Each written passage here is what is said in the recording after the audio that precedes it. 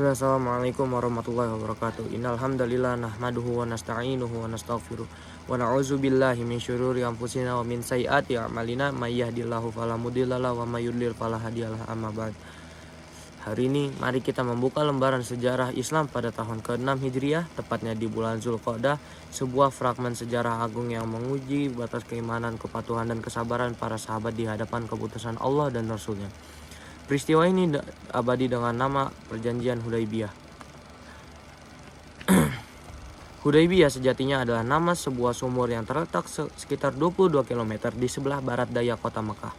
Kisah ini bermula dari kerinduan yang mendalam. Rasulullah Shallallahu Alaihi Wasallam beserta kaum muslimin berniat menuju Baitullah bukan untuk berperang, melainkan murni untuk melaksanakan ibadah umroh.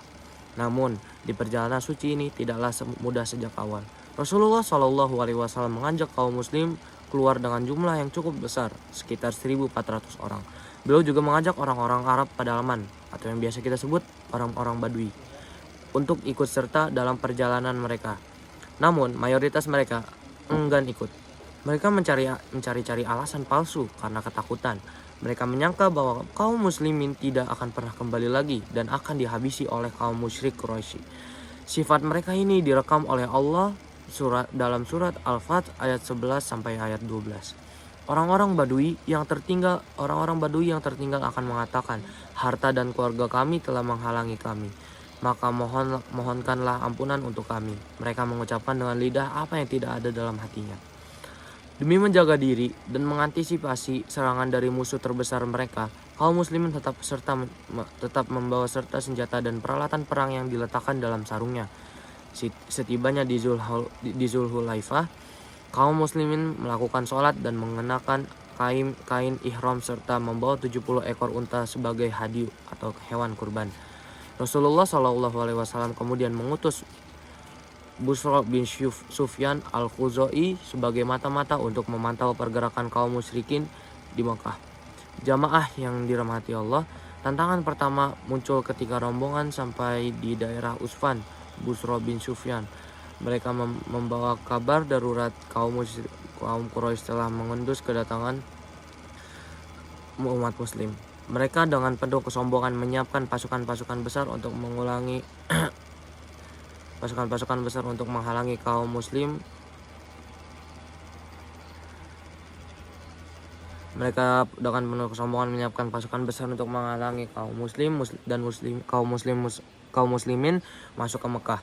Bahkan Khalid bin Walid yang saat itu belum memeluk Islam telah memimpin pasukan berkuda Quraisy dan bersiap menghadang di Qura Al-Gamim.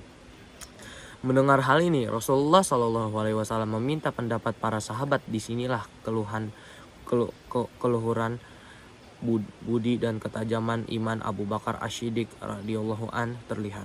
Beliau berkata, "Ya Rasulullah, engkau keluar untuk melaksanakan umroh, bukan untuk memerangi siapapun. Maka fokuslah untuk itu. Barang siapa yang menghalangi kita dari keinginan itu, baru kita perangi mereka." Mendengar jawaban tersebut, Rasulullah SAW memantapkan hati dan bersabda, "Lanjutkanlah perjalanan atas nama Allah Azza wa Jalla." Untuk menghindari pertumpahan darah di tanah haram, Rasulullah SAW mengambil jalur alternatif yang terjal melewati bukit Saniyatil Miror. Namun, sesampainya di sana, sebuah kejadian aneh terjadi. Unta tunggangan Rasulullah SAW yang bernama Al-Qashwa tiba-tiba berhenti dan menderum.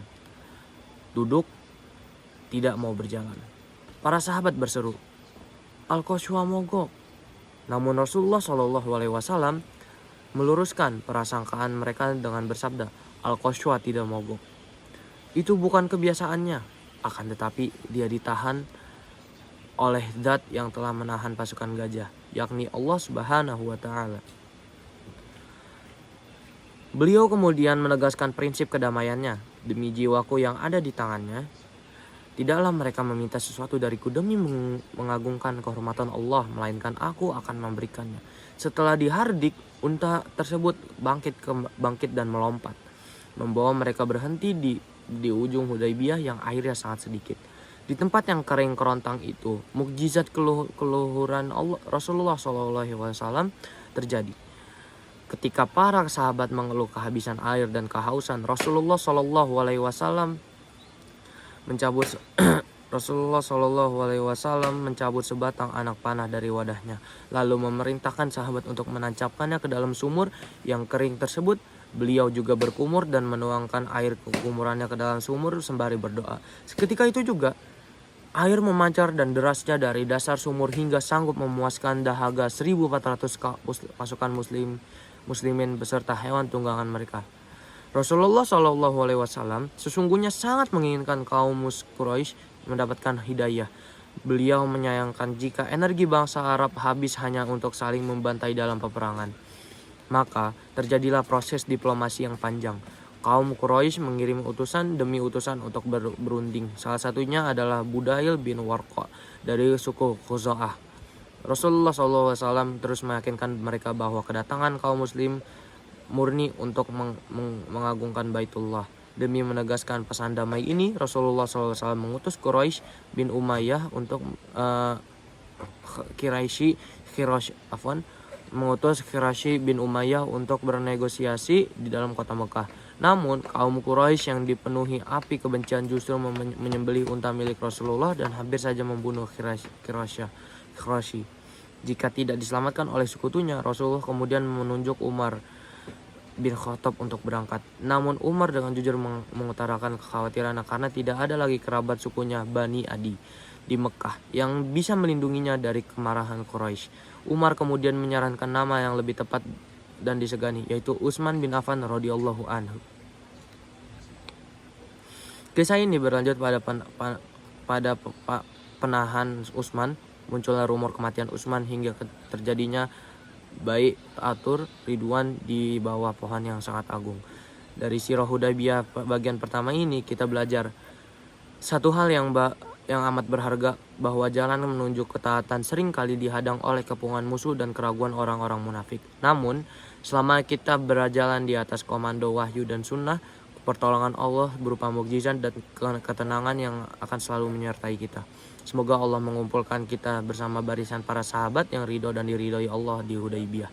Wabillahi taufiq wal hidayah. Wassalamualaikum warahmatullahi wabarakatuh.